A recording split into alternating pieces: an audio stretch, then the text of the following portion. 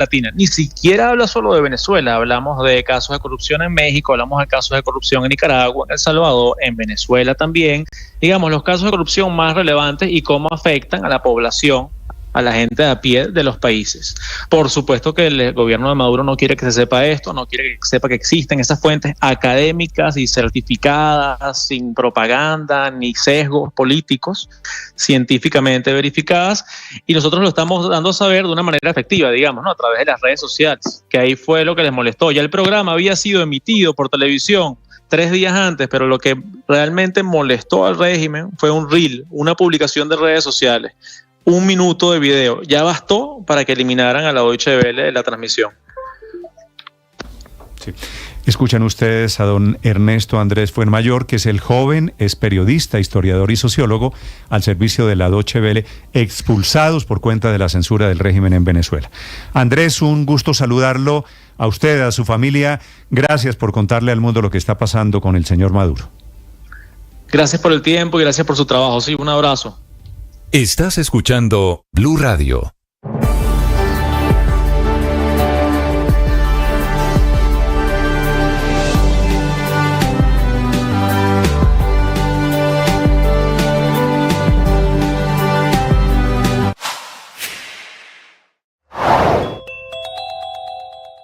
Las estaciones de medición de calidad del aire en el Valle de Aburrá están registrando niveles históricos en los últimos meses, pues a excepción de 2 de estas ubicadas en el corregimiento de San Cristóbal y en el barrio El Poblado de Medellín, todas registran niveles naranjas. El aire, según esos reportes, está representando riesgo para poblaciones como personas con enfermedades respiratorias, niños, adultos mayores y mujeres embarazadas. Es decir, este aire es nocivo. Según ha explicado la directora del área metropolitana, Paula Palacio, las condiciones meteorológicas actuales, sumado al aporte de contaminantes desde otras regiones por fuera de esta subregión, producto de la quema de material de cobertura vegetal, así como las emisiones contaminantes de los vehículos y el aumento de la concentración que no sale porque no ingresan los rayos solares al Valle de Aburrá, es lo que está generando este material particulado contaminante. La recomendación que se hace nuevamente es a empresas y a instituciones educativas hacer en lo posible teletrabajo y actividades virtuales. Néstor.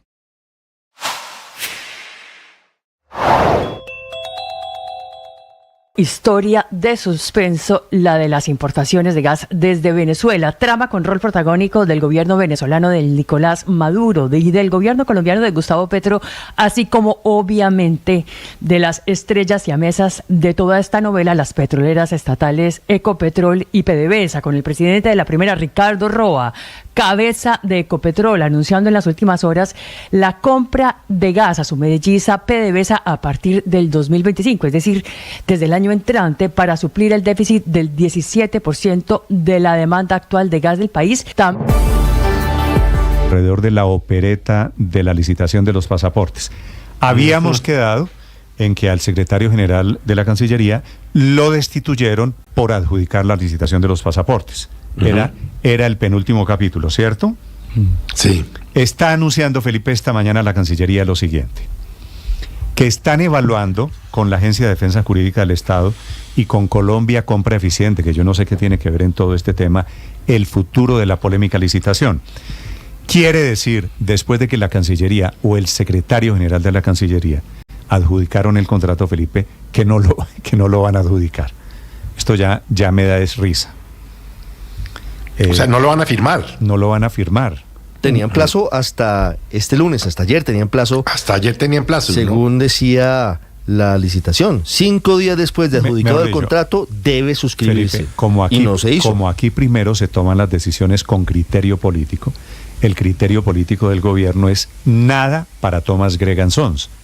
Y entonces están buscando las herramientas jurídicas para adecuarlo al criterio político. Traducción de lo que quiere decir, se mete la Agencia Jurídica del Estado, la misma, si usted recuerda, que había conceptuado en favor de que le adjudicaran el contrato a Colombia Compra Eficiente. Néstor, es que el único que no está en la tesis de adjudicar es el presidente. Entonces, el ex canciller Leiva, como ha trascendido, digamos, en todo este tema, al inicio estaba a favor de adjudicar y finalmente le compró la idea al presidente y se inmoló.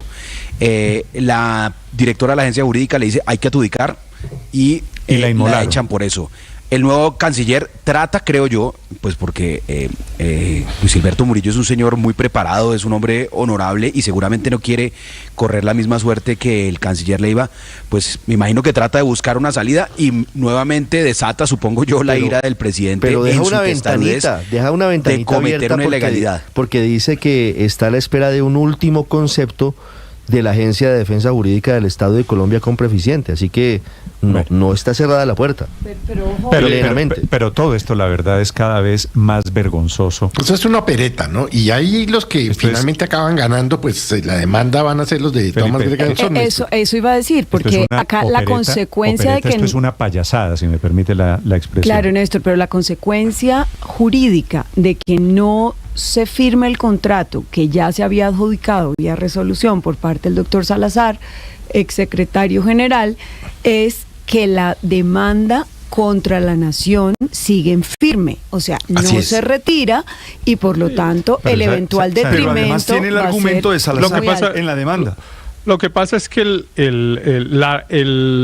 el remedio al problema en el que estamos no necesariamente es la arbitrariedad que cometió el doctor Salazar, que evidentemente emitió, a mi juicio, unos actos administrativos de carácter ilegal para los cuales no solo no tenía competencia, sino que además revivió una actuación administrativa que estaba cerrada, que era la de la licitación que se había declarado desierta. Yo creo, lo he dicho desde el primer día, que era obligación adjudicarle a Thomas Greganson, pero insisto, el remedio no es hacerlo a las patadas. Después el remedio es el remedio desierto en septiembre. El remedio, noviembre, diciembre, febrero, 5 meses después. Claro, pero fue después de que le restituyeron a él la capacidad para tomar la decisión. El remedio era el que había recomendado el canciller Murillo al doctor Salazar, que había dicho además que lo iba a consultar en la Presidencia de la República, que era la conciliación judicial. Ese asunto, esa actuación administrativa estaba tan cerrada que ya está en un tribunal administrativo revisándose la legalidad de los actos que la habían cerrado. Pero ya la verdad, Héctor, es que son tantos ingredientes técnicos. No, pero sí es importante señalar, digamos, los responsables, porque aquí hay unos responsables, claro, y el doctor Salazar, el es el más importante. El doctor Salazar es el más importante. Álvaro Leiva se llama el más importante. Álvaro Leiva es un personaje, pero él sin duda era el protagonista de esto. Era el jefe de Salazar, era el ordenador del gasto público. Sin duda el protagonista es el doctor Salazar, porque el doctor Salazar que le echamos la culpa a los de abajo. La decisión la toma primero el presidente es que este Gustavo señor Petro. no es de abajo. Este señor no es de abajo, este señor es representante legal del Fondo Rotatorio del Ministerio de Relaciones Exteriores. No, le habían quitado las funciones de representante legal hasta la semana pasada. Es el que hace el contrato. Ese señor hizo una licitación que a juicio de mucha gente, yo no tomo partido porque desconozco la licitación, nunca he entrado en los detalles, pero a juicio de muchos, ese señor hizo un pliego de condiciones amañado para favorecer a un contratista. Mucha gente lo dijo. Eso enrareció la licitación. Ese señor después, intentó... ¿Y por qué seguía? Si era así, si le van a echar el agua sucia a Salazar, Héctor, ¿por qué lo dejaron hasta la semana pasada? ¿Y por qué no la suspendieron? Bueno, yo no tengo por qué responderlos por los actos del presidente de la República ni del canciller. Muy a la colombiana van a terminar en lo al último eslabón de la cadena. El máximo responsable era el canciller Álvaro Leiva. Álvaro Leiva llevó a José Antonio Salazar a la Cancillería, lo conoce desde hace muchos años, era su mano derecha, le delega los pliegos para la licitación de los pasaportes y Álvaro Leiva no se dio cuenta entonces de las supuestas irregularidades. Nunca. La responsabilidad jurídica o política del doctor Leiva, pues yo la puedo compartir. Eso no tiene discusión. Pero es que no hay, insisto, un poco como lo que estábamos hablando antes, no hay que estar tomando partido a favor de unos o de otros. Aquí todos son culpables, pero hay un señor que se llama Salazar, que fue el protagonista de toda esta novela.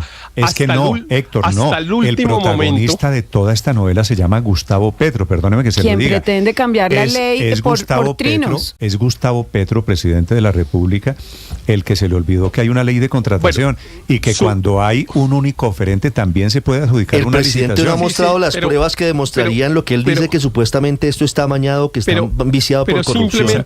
Sería bueno que él mostrara las pruebas. Es que vamos a comprar, Héctor. Lo que yo los invito, Néstor, es a que... Pero déjeme utilizo su palabra, Héctor. A lo que lo invito es a que me diga cuál es la prueba de que aquí hay corrupción. Es que van a graduar de corrupto a Salazar por haber adjudicado una licitación en donde se iba a ganar la adjudicación de los pasaportes. La empresa, la única, la más idónea, la que nunca ha tenido problemas para fabricar los pasaportes, Néstor, en Colombia. Es posible que Tomás Gregg haya amañado los pliegos de licitación. Pero si lo hizo, Néstor... Luis Ernesto, termina, Héctor, ya voy con usted. Déjeme contestarle. Es que, mire, yo, digamos, aquí yo no quiero tomar partido en favor de nadie. Sí, el presidente Petro también seguramente es culpable, pero vuelvo al punto donde estábamos para no perdernos.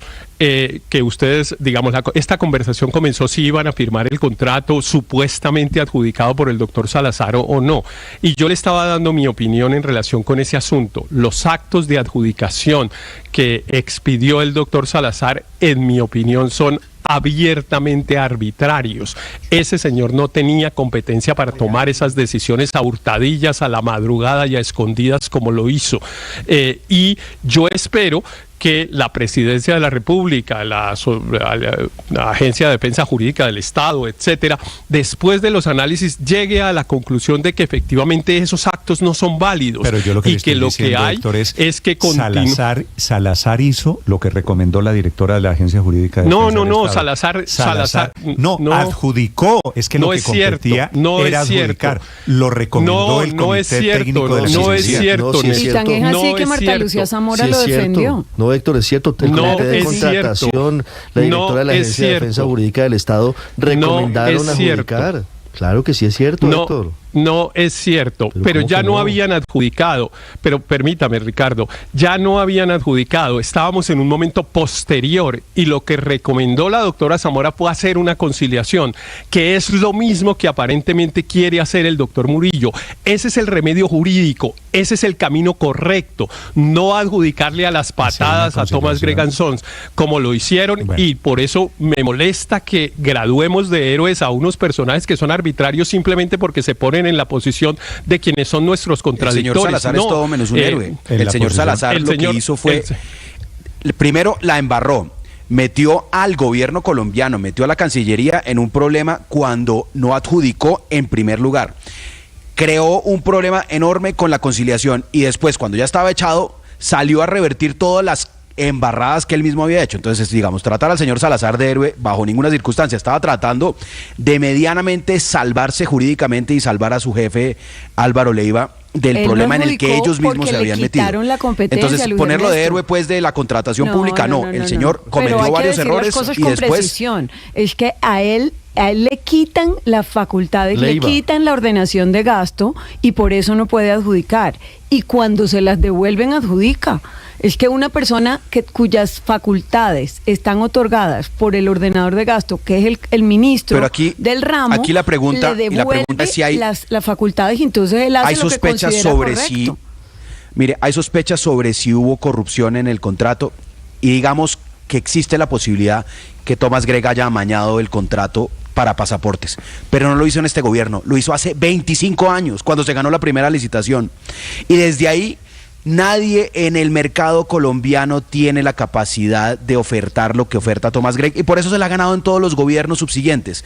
Si el gobierno quería cambiar esa realidad, no lo podía hacer a las patadas como lo está haciendo. Lo que tenía que era construir las condiciones de mercado, invitando proponentes internacionales, haciendo algo completamente distinto a lo que hizo este gobierno, porque recordemos que la licitación no la abrió Duque, la abrió este gobierno para evitar que se lo ganaran. Si eran corruptos, para eso existía ya un mecanismo. Son los funcionarios, no son las empresas. Las empresas participan. Entonces tampoco utilicemos terminología que no es correcta. Los que participan en la licitación son las empresas. No tendría cómo la empresa amañar los pliegos. Lo amañaría, si eso pasara, el funcionario de turno. Déjeme hacerle una pregunta. ¿Nosotros tenemos buenos pasaportes? En este momento sí.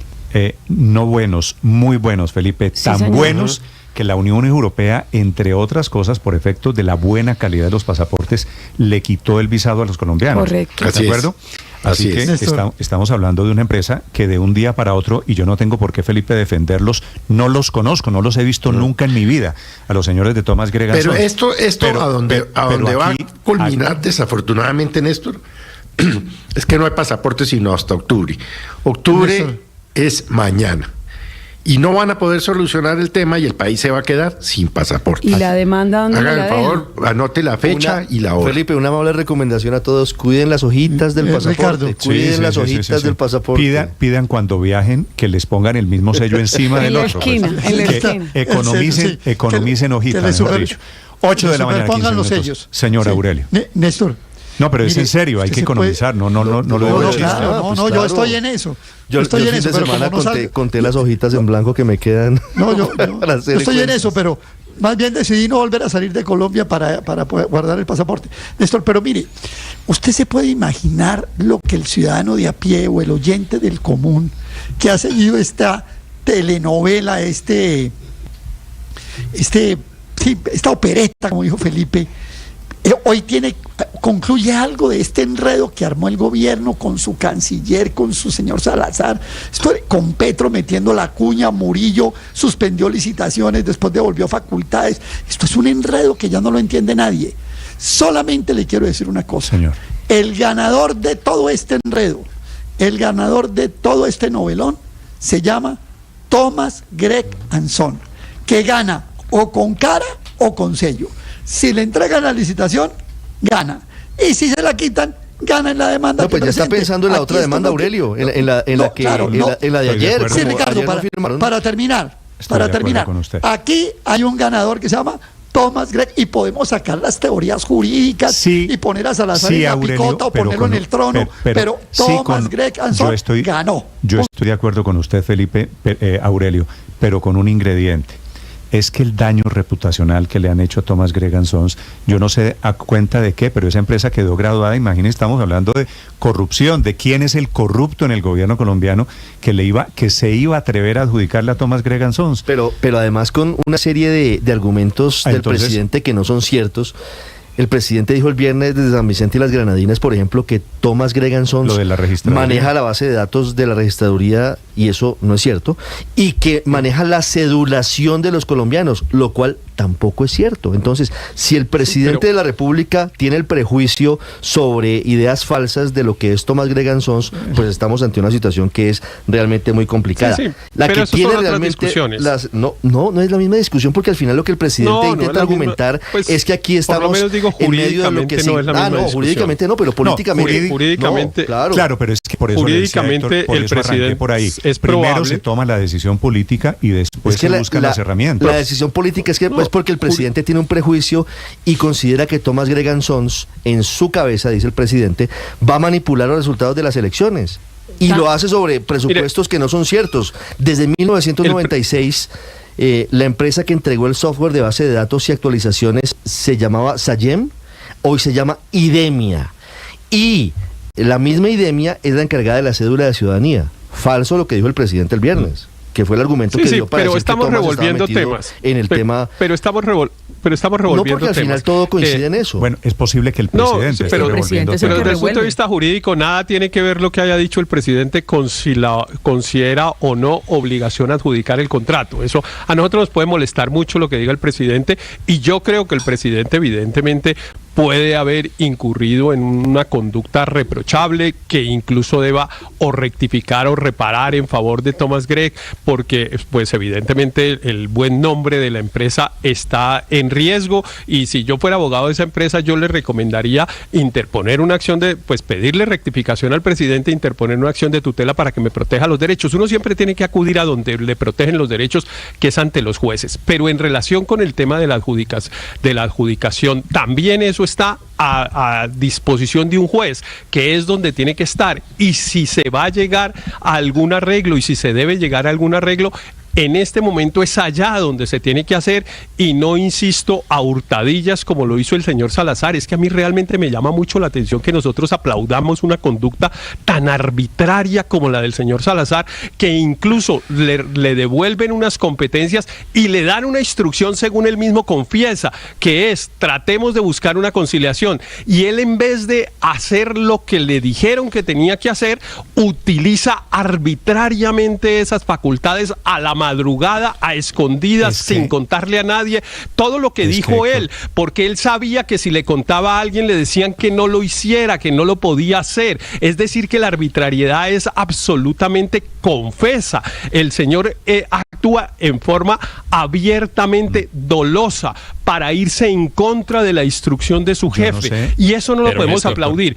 Pero déjeme decir esto últimamente, esto para terminar, Héctor, Néstor. le sugiero, cuando hable de arbitrariedades, hable también de la ley 80 y de quien intentó, a través de una arbitrariedad, saltarse la ley 80. Pero Néstor, usted ya sabe, Héctor, de quién le estoy hablando. Son las hay dos cosas.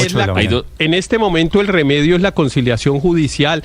Yo ya dije que era una arbitrariedad el día que la hicieron, y yo vaticiné el día que lo hicieron. Thomas Greganson se va a ganar una demanda, y además lo van a llamar mañana a que siga haciendo los pasaportes, y todo eso ha pasado. Pero miren, Néstor, solo déjeme decir esto, que me parece que es un dato importante.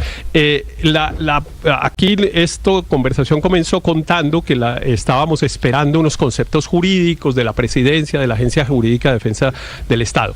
Yo entiendo que hoy se posesiona la nueva secretaria jurídica de la presidencia, que es justamente la persona que venía ejerciendo como encargada, como directora de la Agencia de Defensa Jurídica del Estado, en reemplazo de la doctora Zamora, que es una abogada extraordinaria, absolutamente extraordinaria, que se llama Paula Robledo, una doctora en Derecho, profesora del externado y de universidades en España, y yo estoy absolutamente seguro que esa persona no va a tomar una decisión simplemente por quedar bien con el jefe.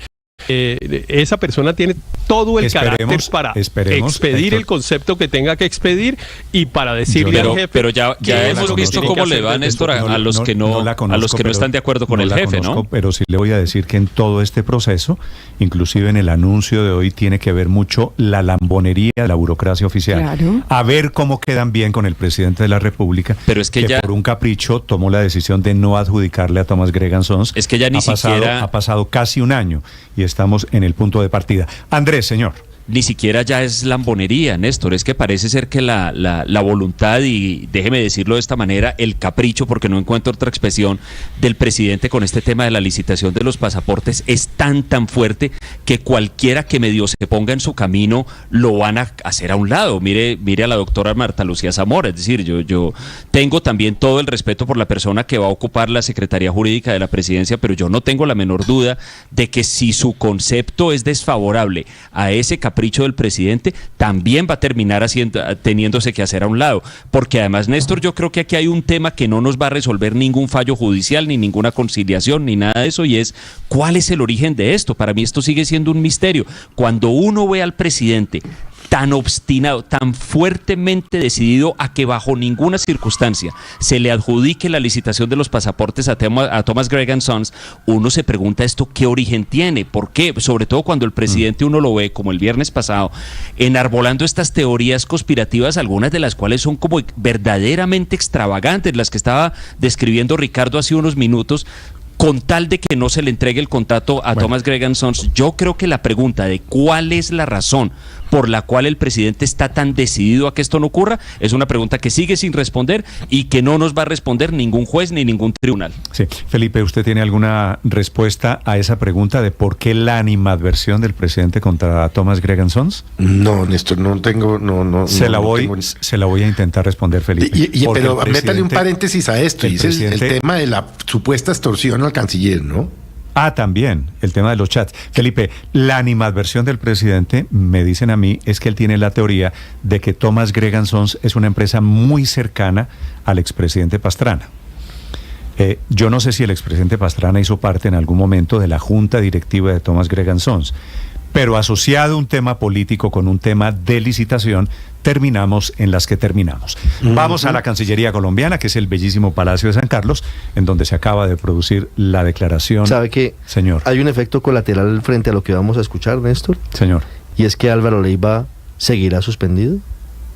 Es decir, mientras no se firme el contrato, no quedan superadas las causales de la suspensión de su cargo. Entonces, es un juego a tres bandas. Porque Luis Gilberto Murillo se asegura como canciller porque Álvaro Leiva no podrá recuperarse de la suspensión. Sí, pero me parece que allí hay una suspicacia demasiado fina, Ricardo. Caterina Ávila, en la Cancillería.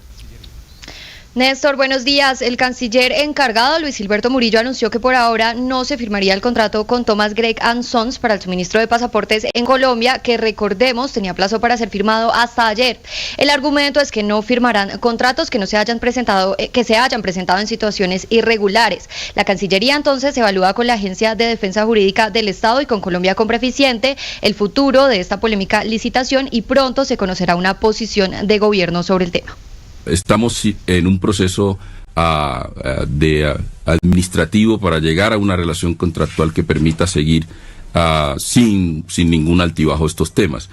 Se han presentado dificultades porque, como usted sabe y lo ha manifestado el presidente en distintas oportunidades, se inició un proceso administrativo con miras a continuar con este servicio donde no se siguieron unos criterios que planteamos como gobierno, y es la pluralidad de los oferentes y obviamente la transparencia y la competencia en este proceso. Se percibe que se hicieron unos pliegos de condiciones que realmente no garantizaron la competencia. Ayer hubo una reunión entre el canciller Murillo, Paula Robledo, que es la nueva secretaria jurídica de Presidencia, y Gustavo Gómez, el nuevo director de la agencia jurídica, en la que abordaron este tema. El canciller presentó una estrategia de la que no brindó muchos detalles y próximamente se hará anuncios sobre el futuro de esta licitación, pues, a la opinión pública.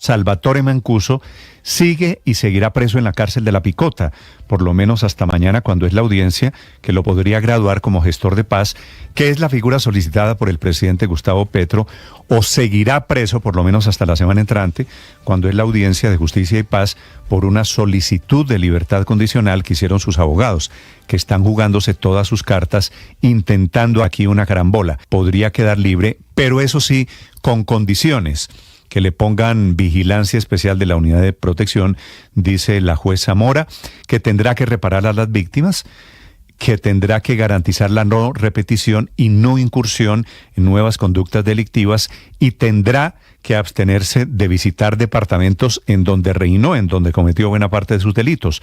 Por ejemplo, Córdoba, Cesar, La Guajira, norte de Santander o ese terrible Urabá antioqueño. Anticipan los abogados de Mancuso que se radicaría en Medellín. El oracional El Man está vivo es un espacio de entrenamiento de las habilidades espirituales.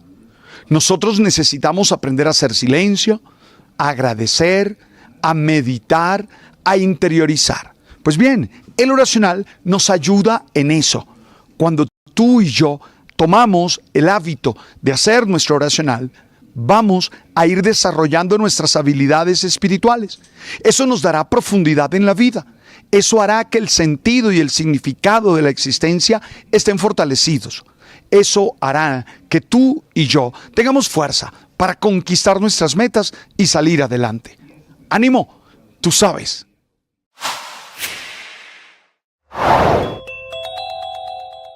El Consejo de Ministros que hubo anoche, al que asistieron los nuevos funcionarios, los petristas pura sangre, se posesiona como director de Prosperidad Social Gustavo Bolívar, que anoche fue la figura en el Consejo de Ministros, pero no fue el único asistente. Asistieron también Alexander López, nuevo director de Planeación Nacional, Carlos Carrillo, nuevo director de la Unidad de Gestión de Riesgo.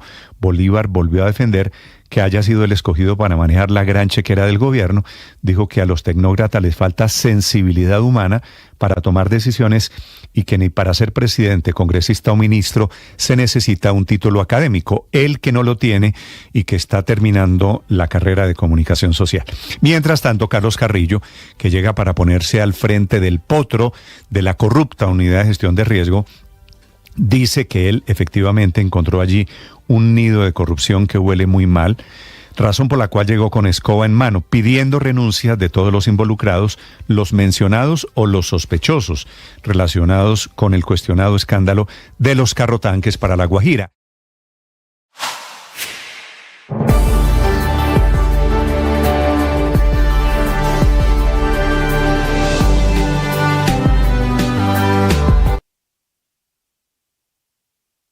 De las acciones, las monedas y lo que pasa en las bolsas se lo cuenta Mañanas Blue. Y ahora 8 de la mañana, 30 minutos, la noticia económica del momento, Víctor. Una noticia muy importante, Néstor, porque hubo cambios en la redacción del borrador de decreto del Ministerio de Hacienda que le daba superpoderes al presidente de la República a la hora de definir los presupuestos de inversión. Un decreto en el que han venido trabajando después de ese enorme enredo en el que se metieron desde el gobierno con la liquidación del presupuesto general de la Nación para este año. La redacción inicial decía lo siguiente, textualmente, abro comillas: cuando se trate de proyectos de inversión, las entidades que hacen parte del presupuesto general de la Nación y que pertenecen a la rama ejecutiva del Poder Público del Orden Nacional, una vez obtengan el concepto previo y favorable del Departamento Nacional de Planeación, deberán solicitar la conformidad del presidente de la República en los casos de autorizaciones de vigencias futuras o su reprogramación y traslados presupuestales. Cierro comillas. En su momento, Néstor, esto generó nuevas incertidumbres en el sector de la infraestructura, particularmente por los superpoderes con los que quedaría el presidente Petro para definir presupuestos, inclusive por los cuellos de botella que se podrían generar si el presidente tuviera que aprobar él mismo todos estos proyectos. Y la redacción modificada de este artículo quedó así, abro comillas nuevamente: cuando se trate de proyectos de inversión, los jefes de órganos que hacen parte del presupuesto de la Nación y que pertenezcan a la rama ejecutiva, una vez obtengan el concepto previo y favorable del Departamento de Planeación, deberán informar al presidente de la República acerca de los ajustes que se realicen al presupuesto en casos de autorizaciones de vigencias futuras o su reprogramación y traslados presupuestales. Cierro comillas. Entonces, Néstor, el decreto primero decía que las entidades tenían que solicitar la conformidad del presidente o la autorización del presidente, y ahora dice que las entidades deben solo informar al presidente acerca de los ajustes al presupuesto en caso de autorizaciones, vigencias futuras, reprogramaciones y traslados presupuestales. De esta forma se matizarían esos superpoderes del presidente. Ya cerró la etapa para comentarios sobre este borrador y estaremos pendientes de cómo quedará finalmente cuando sea firmado oficialmente y de las reacciones del sector de la infraestructura. Superpoderes matizados, 8 de la mañana, 32 minutos. FEDesarrollo, que es uno de los centros de pensamiento en asunto económico, acaba de terminar un estudio en el que dice que el 58% de los empleos actuales en Colombia, mucho más de la mitad, podrían desaparecer por cuenta de la automatización, de la llegada de factores tecnológicos en temas de restaurantes, en temas de comercio. Todo lo operativo. Todo lo operativo. Bueno, mucho más que lo operativo, padre. No, esperemos que lo otro no todavía. Pero por lo menos los operativos ya están, los chatbots ya están contestando, habrá robots que te atiendan. Hay unos sectores más afectados que otros. Sin duda. Todavía los de creatividad, todavía los de empatía, esos todavía están ahí. Pero pronto la inteligencia artificial generativa va a llegar a esos niveles. El problema que yo veo es cómo si uno no tiene trabajo, ¿cómo va a seguir la economía? Lo que pasa, padre, es que estamos en un dilema trágico para la humanidad. La inteligencia artificial va a acabar o por lo menos afectar profesiones que vienen con piense, ¿cierto? Periodismo, derecho. Pues sí, claro. Ya la inteligencia artificial te hace una nota periodística rápido. Y por el otro lado, con todas las características. La automatización podría o va a acabar muchas profesiones que tienen que ver con el tema manual. Y si tú no trabajas, y si tú no ganas dinero, ¿cómo vas? Claro. No, lo sé que viene una discusión de fondo para la humanidad que ya están incluso teniendo algunos académicos. Que es para qué queremos la tecnología. Pero además, Néstor, de cómo la humanidad tendría que migrar hacia un sistema en el que tendría que subsidiar mucho más a muchas más personas, o incluso reducir la jornada laboral a 4 días a la semana, porque ya no tendría usted que hacer. Pero en cualquier caso la inteligencia artificial lo hablando de sustituiría en muchas profesiones, cosas. Víctimas de nuestro propio invento. Exactamente, así es. Víctimas del invento de la modernidad, del invento de la tecnología. El doctor Luis Fernando Mejía es el director de FEDesarrollo al frente de este estudio. Doctor Luis Fernando, buenos días. Hola Néstor, ¿qué tal? Muy buenos días, un saludo para toda la mesa y se lo pregunto más fácil. ¿Hay alguna profesión que se vaya a salvar? Pues a ver, como ha pasado en la historia de la humanidad, cuando hay cambio tecnológico, Néstor, naturalmente hay oficios, ocupaciones que van a desaparecer. Lo que hace ese estudio que ustedes estaban discutiendo justamente es poner sobre la mesa la eventual implicación de la llegada de todas estas nuevas tecnologías. Estamos hablando no solamente de la robotización que se ha venido incorporando especialmente a la industria manufacturera, sino la más reciente revolución relacionada con la inteligencia artificial, que ha mostrado la capacidad de estas herramientas justamente para reemplazar tareas que son repetitivas, incluso con niveles cognitivos que son bastante sofisticados. Y en ese sentido, pues lo primero que hace este documento, Néstor, es evaluar qué tipo de profesiones son más susceptibles justamente a la automatización. Y pues no, de manera no muy sorprendente, son aquellas que tienen tareas manuales relativamente repetitivas y en donde las habilidades cognitivas no son tan sofisticadas. En ese sentido, por ejemplo, profesiones como la limpieza, la agricultura, los servicios de comida rápida, administradores, contables, economistas, abogados, incluso también pues estarían en riesgo eventualmente en ciertas tareas, oficios de pues perder justamente esa capacidad de estar en el mercado laboral. Y hay otro tipo de profesiones en donde se requieren otro tipo de habilidades, creatividad, inteligencia social, manipulación física, en donde pues todavía la tecnología a hoy pues no tiene esa capacidad de reemplazarlo. No quiere decir que más adelante no lo pueda hacer. Con base en ese mapeo, y lo hacemos básicamente para 4 países andinos, Bolivia, Colombia, Ecuador y Perú, y el mensaje fundamental del estudio, Néstor, es que cerca de 6 de cada 10 empleos están en riesgo de automatización. Esto no quiere decir que se vayan a perder el 60% de los empleos. Lo que quiere decir es que si la política pública no empieza desde ya a tomar medidas para evitar justamente que estas personas puedan verse afectadas por la introducción de nuevas tecnologías, pues naturalmente vamos a tener un problema muy de fondo. Claro, doctor Mejía, el estudio además dice que podremos ver ese efecto de cambiar los trabajos como están concebidos hoy, 6 de cada 10, en 10 o 20 años. ¿Cómo calcularon el tiempo? Pues a ver, ese es un tema de mediano plazo, pero por supuesto sujeto a muchas incertidumbres. Porque, por ejemplo, hace 3 años nadie se imaginaba el poder de una tecnología como la inteligencia artificial, estos modelos, por ejemplo, de ChatGPT, que han mostrado en un periodo muy corto de tiempo avances realmente sustanciales. Entonces los efectos son de mediano plazo, pero ustedes lo mencionaban ahora en la introducción, incluso ya estamos viendo temas de automatización con máquinas que han venido reemplazando a cajeros, por ejemplo, también en sitios de expendios de comida. Usted va y ve una maquinita en donde puede hacer el pedido y eso, por supuesto, desplaza cierto trabajo. Entonces es muy difícil, hay incertidumbre para saber exactamente cuándo va a ocurrir. Ratifico, no son temas de corto plazo, sí son de mediano plazo, probablemente una década o algo por el estilo, y ahí es donde ratifico hay un espacio para que la política pública pueda adoptar ciertas medidas para evitar efectos, digamos, devastadores en el mercado laboral. Sin embargo, doctor Mejía, dice usted que las profesiones más susceptibles de desaparecer son las que hacen tareas manuales repetitivas y que van a sobrevivir aquellas que requieren de inteligencia social y de creatividad. No obstante, recuerdo que la huelga de actores, escritores, guionistas en Hollywood, uno de los motivos era precisamente por cuenta de esta inteligencia artificial que está escribiendo hoy por hoy buena parte de los libretos de las películas y de los libretos de las series también de televisión. Y ahí está, pues, se imagina uno que más creatividad que para hacer eso, pues, pocas profesiones. ¿Se están quedando ustedes corticos en las profesiones que podrían desaparecer por cuenta de esta inteligencia artificial? Paola, yo creo ratifico justamente que depende del estado de avance de la tecnología y en particular de la inteligencia artificial.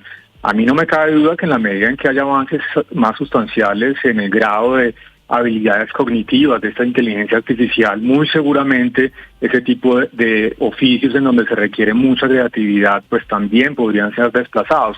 Por eso hablaba al principio incluso del caso de los abogados, incluso nosotros los economistas también estaremos en riesgo seguramente en el mediano plazo de desaparecer en cierto tipo de habilidades específicas. No quiere decir que no vaya a haber economistas, abogados, pero seguramente habrá una tensión muy interesante en términos de la capacidad de estas personas justamente de estar en el mercado laboral. Y esos riesgos obviamente se van a incrementar en la medida en que la inteligencia artificial se haga cada vez más sofisticada. Doctor Mejía, si yo soy joven o algún muchacho, alguna muchacha lo está escuchando en este momento y está buscando qué hacer con su vida y ve este informe de Fedesarrollo donde dicen pilas, aquí están en riesgo los empleos y más adelante estarían en riesgo estos otros sectores, pues no sé, ¿qué debo estudiar? ¿En qué me debo capacitar? Pues Víctor, mire, esa pregunta me permite también hablar rápidamente de las recomendaciones de política pública, porque lo que hace el estudio es plantear una alerta, una posibilidad de un riesgo importante en el mercado laboral de los países andinos, incluyendo el caso de Colombia. Ratificó 6 de cada 10 empleos en riesgo de automatización, y eso requiere, diría yo, 2 componentes grandes de respuesta en la política pública. La primera, justamente repensar nuestro modelo educativo, un modelo que actualmente pues no está incorporando esas nuevas habilidades que se requieren, tipo relacionadas, por ejemplo, con la programación, el uso de la inteligencia artificial. Ese tipo de cosas seguramente van a estar cada vez más demandadas en el corto y mediano plazos, y es fundamental que se incorporen en nuestro modelo educativo, que ratifico, es un modelo pues pensado en mercados laborales de hace 10, 20 o 30 años. Ese es un componente. Y el otro componente tiene que ver con el reentrenamiento de aquellas personas que están en las ocupaciones más vulnerables. Obviamente no solo tenemos que dar las habilidades requeridas a los jóvenes que estamos formando, sino que también a aquellas personas que van a estar de alguna manera en la obsolescencia tecnológica, pues que puedan adquirir nuevas habilidades que les permita reinsertarse al mercado laboral.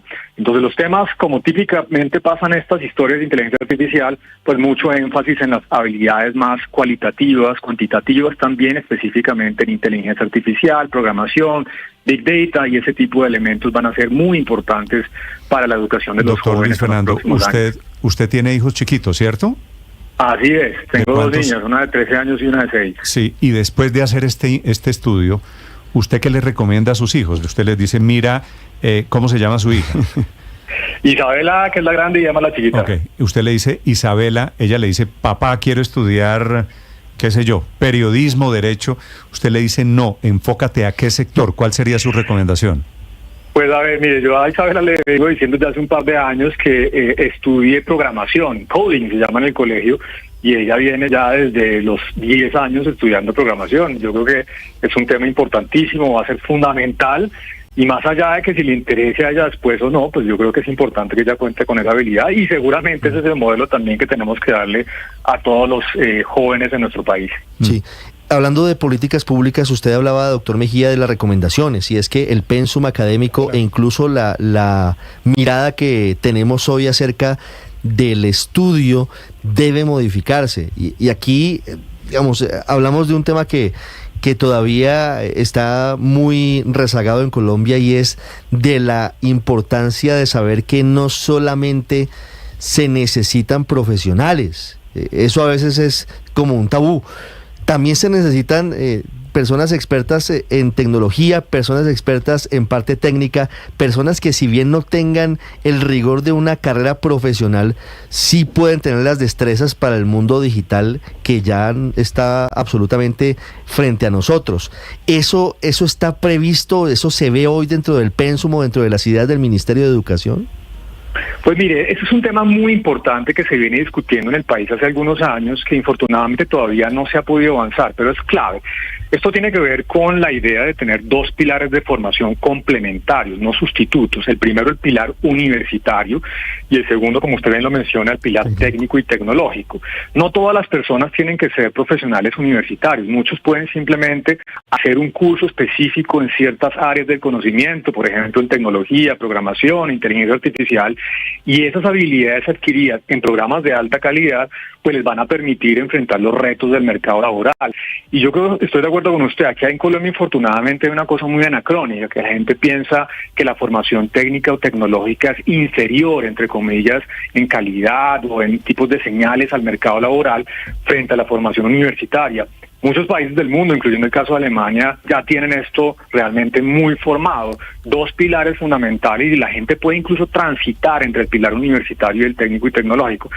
Eso se ha venido haciendo con el Marco Nacional de Cualificaciones, pero todavía le falta mucho camino por recorrer al país. Aquí lo hemos enfocado mal, porque aquí creemos que la alternativa a ser doctor es el SENA. Es una u otra. No, por eso, pero no hay, el SENA forma en oficios. Y se han despreciado los oficios cuando necesitamos valorarlos. Pero el SENA también tiene un componente técnico importante. El SENA, por ejemplo, es muy grande en la programación el tema de educación es la clave, porque si está cambiando la demanda laboral en el mundo, pues hay que cambiar también la Doctor Mejía, ¿sería posible que estemos formando jóvenes en unas habilidades que no van a necesitar en el futuro y que no estemos formando en las habilidades que sí van a necesitar?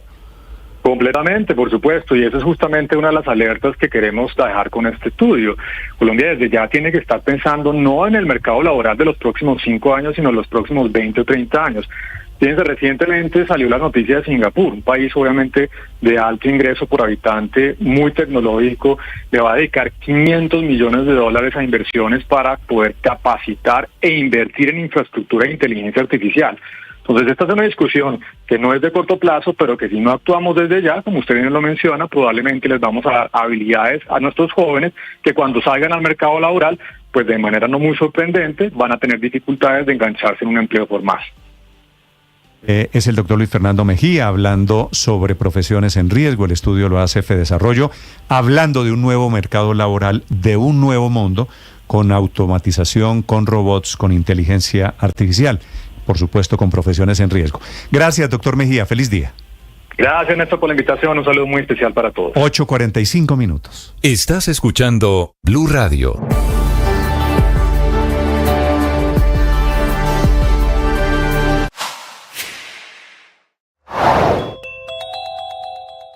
Las estaciones de medición de calidad del aire en el Valle de Aburrá están registrando niveles históricos en los últimos meses, pues a excepción de 2 de estas ubicadas en el corregimiento de San Cristóbal y en el barrio El Poblado de Medellín, todas registran niveles naranjas. El aire, según esos reportes, está representando riesgo para poblaciones como personas con enfermedades respiratorias, niños, adultos mayores y mujeres embarazadas. Es decir, este aire es nocivo. Según ha explicado la directora del área metropolitana, Paula Palacio, las condiciones meteorológicas actuales, sumado al aporte de contaminantes desde otras regiones por fuera de esta subregión, producto de la quema de material de cobertura vegetal, así como las emisiones contaminantes de los vehículos y el aumento de la concentración que no sale porque no ingresan los rayos solares al Valle de Aburrá, es lo que está generando este material particulado contaminante. La recomendación que se hace nuevamente es a empresas y a instituciones educativas hacer en lo posible teletrabajo y actividades virtuales, Néstor.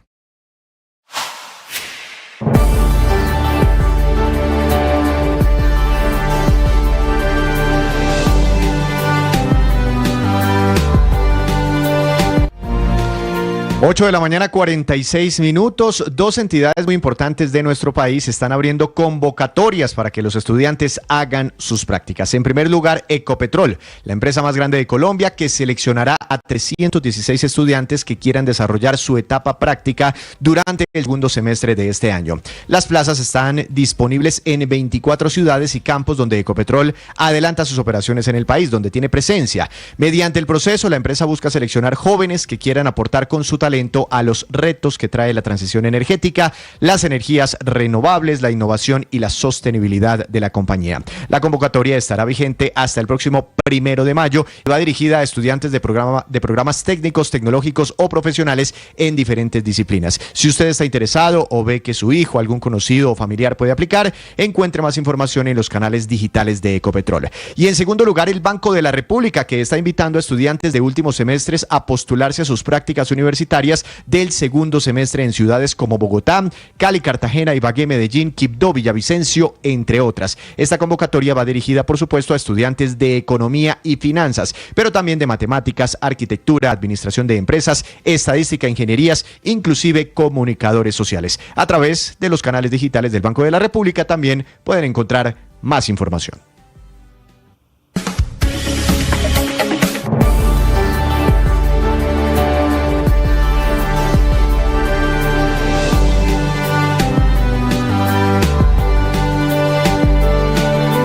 8:48, Terpel, Biomax y Primax, reinas del mercado de gasolina con una participación conjunta del 70% entre un gran total de 6.518 estaciones en todo el país, con Terpel dueña de 2.365 puntos, Biomax 1.053 y Primax con 1.024 estaciones. Todo ello según datos de COMCE, la Confederación de Distribuidores Minoristas de Combustibles y Energéticos, para la cual 55% de las ventas corresponden a gasolina corriente, 45% a ACPM y apenas un 1.3% a gasolina extra, en tanto que por clientes, 95% de las ventas de gasolina se van en tanquear camiones, en cambiar carros, un 4% para el sector industrial y apenas un 0.19% en la industria fluvial. Estás escuchando Blue Radio.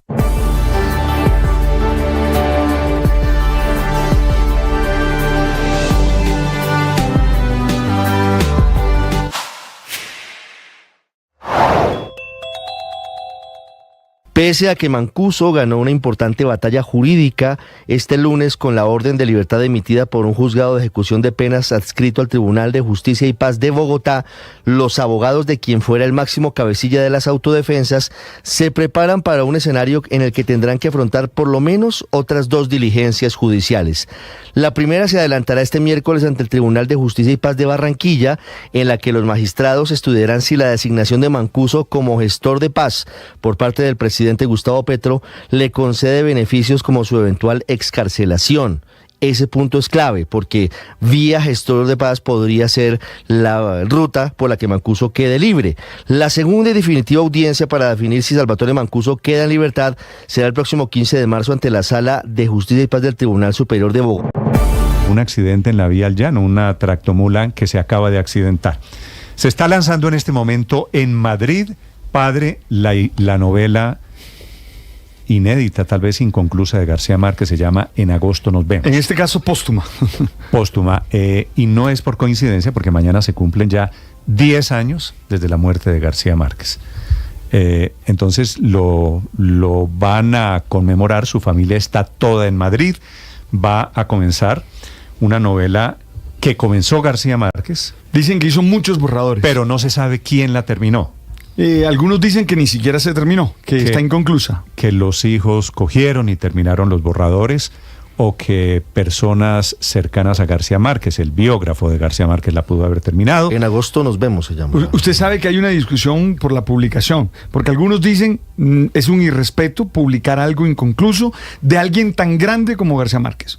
Otros decimos, no, es que de nuestros ídolos queremos saberlo todo. Usted sabe, por ejemplo, de Camus, si dicen ahora que apareció una carta de Camus, usted dice, la quiero leer. Allá salgo a comprarse. Sí, entonces yo estoy en esa parte. Pero García Márquez también es uno de mis ídolos, pero me produce un poquito de escozorle. Pero padre, si usted fallece y años después, 20 años, dicen, esto lo hizo el padre Linero, pero no lo hizo usted. No, sea pero un fragmento. No, pero en este caso sí estamos seguros de que lo escribió García Márquez. Es más, varios amigos. No, padre, lo comenzó, lo comenzó García. Son 6 capítulos, tiene 71 páginas. No, creo que tiene más, 71 páginas, Ricardo. A ver, si nos aclara, Enrique en Madrid, en donde se va a presentar, comienza 69. Mañana la venta de la obra póstuma de García Márquez. ¿Qué sabemos de momento, Enrique, sobre esta, no sé si cuento, si novela, En agosto nos vemos? Vamos a llamarlo novela porque así es como se está promocionando desde la editorial, desde Random House Mondadori, así que novela la llamaremos. En agosto nos vemos, como ustedes bien decían, se presenta en algo más de una hora aquí en la capital de España, en la sede del Instituto Cervantes, muy cerca de la Plaza de las Cibeles, aquí en Madrid. En agosto nos vemos, estará mañana en los puntos de venta, por si les interesa, que este es un dato que siempre interesa. En Colombia se podrá adquirir más o menos por unos 65.000 pesos, aquí en España por unos 19 euros. En realidad, como ustedes dicen, la novela tiene todo el gran interés que puede tener la obra póstuma de un escritor tan grande como Gabriel García Márquez, pero todo lo que ha rodeado a la llegada de esta novela a los puntos de venta también tiene algo de literario. Esa novela estaba al menos parcialmente escrita en varios borradores y Gabriel García Márquez tuvo que dejar de trabajar en ella porque sus facultades, por consecuencia de la enfermedad, no le permitieron seguir trabajando en ello. Sus hijos eran conscientes de que esos borradores existían, pero decidieron años después de su muerte publicarlo. No está muy claro, como ustedes bien decían, quién se ha puesto a la finalización o al boceto final de esta novela que vamos a conocer en las próximas horas, pero lo cierto es que su destino inicial iba a ser el archivo del escritor que se encuentra en una universidad en Austin, en Texas, pero finalmente se decide esa publicación. Es una novela pequeña, se calcula que tiene unas 150 páginas, que tendrá 6 capítulos, y lo que sí sabemos es que cuenta la historia de Ana Magdalena Bach, y ahí viene una de las primeras novedades. La protagonista es una mujer, en este caso, una mujer que tiene 52 años y que cada mes de agosto, de ahí el título, emprende un viaje a una isla del Caribe donde descansan los restos de su madre. Esos viajes, dicen las crónicas, se convierten en una oportunidad para que goce de sí misma por solo un día al año. Ella se convierte en una persona diferente. Como se podrán imaginar, hay una expectación enorme. Aquí en España esa rueda de prensa se prevé que sea multitudinaria. Los medios de comunicación aquí en España también están muy pendientes. Todos dedican hoy especiales, alertas y todo lo que tiene que ver con que puede ser sin ningún género de dudas. En eso creo que no habrá ninguna manera de oponerse. Va a ser uno de los acontecimientos literarios de este año, Néstor. Sin duda. A ver, pero tengo varias dudas, Enrique. Usted me dice que la novela tiene 150 páginas, ¿verdad? Esa es la información que circula a esta hora, sí. Aunque insisto, Néstor, la comunicación que ha hecho la editorial es el colmo de lo mínimo. Es decir, nos han convocado los periodistas a una rueda de prensa y solo sabemos quiénes van a estar en la rueda de prensa, y en otras ocasiones, en cualquier libro, se manda siempre pues una reseña del autor, tal vez no haga falta, pero sí algunos datos. Nada, aquí no hay nada, no hay ninguna información. ¿Quiénes están en la rueda de prensa? Se supone que van a estar sus hijos y su viuda, van a estar Gonzalo y Rodrigo. En la sede. Sí. Exacto, y en la sede del Cervantes. Sí, ¿y la Gaba va a estar, doña Mercedes? Ya se fue, ya murió. Pues no, es que usted me dice la viuda, pero la viuda de García Márquez ya murió. Ya murió, ¿cierto? Sí. Claro, sí, señor. No. Perdón, Néstor, estoy confundido. Quien va a estar presente es Andrea Reyes, que es la editora. Pilar Reyes. Pilar Reyes, que es colombiana, sí. La legendaria. Disculpa, ha sido un error mío, Néstor. Vale. Segunda pregunta, Enrique. Es que yo tengo un PDF aquí, quiere decir, tengo en el celular la novela. Esta de en agosto nos vemos. Lo he visto. Este PDF tiene ¿cuántas páginas? 69 páginas. 69 páginas. Sí. La última frase de la novela, no te asustes, le dijo, ella lo entiende, más aún creo que es la única que ya lo había entendido cuando decidió que la enterraran en la isla. Fin. Gabriel García Márquez. Y tiene los 6 capítulos. Y tiene los capítulos. Me imagino que las otras páginas serán por el prólogo que van a hacer los hijos. Es posible, porque los hijos van a hacer un prólogo largo, según he estado leyendo. Puede ser, o que un por la tamaño maquetación también. O que un tamaño tiene en PDF y otro tamaño también puede ser. Tiene en... De todas maneras, yo lo voy a leer. Néstor, ya hoy le meto muela. Que pasen 10 años del fallecimiento de Gabo para que se elabore la novela, digamos, que hay detrás de un periodo tan extenso cuando se contienen otro tipo de obras póstumas, padre, que puede explicar semejante fenómeno. Dicen que que Mercedes no estaba de acuerdo en publicarla. Entonces, que estuvo muy plantada en que no, y que entonces hasta que ella no se fue, hasta que ella no partió. El temor de que la obra no represente lo que ya ha representado cada uno de los libros que publicaba Gabriel García Márquez, que era un éxito descomunal, y que no refleje la obra de pronto, una inseguridad. Pero yo también, como lector de Gabriel García Márquez, ansioso esperaré la voy a leer, la lectura. Enrique, usted que está en Madrid, le planteo mis dudas al aire. ¿Quién pudo terminar la obra de García Márquez? Porque obviamente de eso depende la calidad. Si la terminaron los hijos, si la terminó la editora, que yo no creo, si lo terminó... Yo leí a Rodrigo en su texto, ¿te acuerdas? En el texto que le dedicó a García Márquez y a Mercedes, y realmente escribe muy bien también, ¿no? No, pues claro que siguiendo el estilo García Márquez, de eso no tengo ninguna duda. Pero mi temor es que la terminó... La inteligencia artificial. Bueno, esa es otra posibilidad. No, con seguridad. La terminó una tercera mano, Enrique, que no era tan cercana a García Márquez. No tengo respuesta para eso, Néstor. Podría ser, pero insisto, todo lo que he leído habla sobre que han sido sus hijos quienes han participado, no sé si la expresión es correcta, en la fusión de esos borradores, porque no había un solo borrador de la novela, había varios borradores y que de ahí se ha fusionado y ha salido esto que vamos a conocer. Algunos dicen, mire, algunos dicen, Enrique, padre, estaba tan terminada, esto es argumento que Gabo alcanza a publicar un capítulo. Por eso, dicen que si él se atreve a publicar en El País o en una revista colombiana uno de los capítulos es porque ya la tenía terminada. Eso dicen muchos autores. Sí. Lo que dijo Rodrigo García en un festival en el Gimnasio Moderno, el Festival García Márquez el año pasado, es que la habían encontrado aproximadamente en un 70%. Y la habían terminado en equipo. Él habló de un equipo de personas. Pero ¿quién, María Consuelo? De acuerdo, fue un equipo. Pero ¿usted cree que un equipo comienza a decir, bueno, ¿qué le agregamos? ¿Cuál es el adjetivo? No, pero eso no es justo. Porque yo quisiera leer a Gabo, no al equipo. Si a mí me llegan a decir, si a mí me dice que la terminó otro, yo particularmente me pongo así. Pero yo la quiero inconclusa como la dejó Gabo. Pero para efectos de historia, Silvia, me parece, usted también que es gabóloga, va a ser clave determinar quién es el autor del pedacito no escrito por García Márquez. Hay un pedacito. Pero Néstor, los tiempos calzan para que eso lo hayan terminado con inteligencia artificial. Y si lo ha hecho inteligencia artificial, va a ser exactamente el tono, las ideas, la forma en que pensaba Gabriel García Márquez.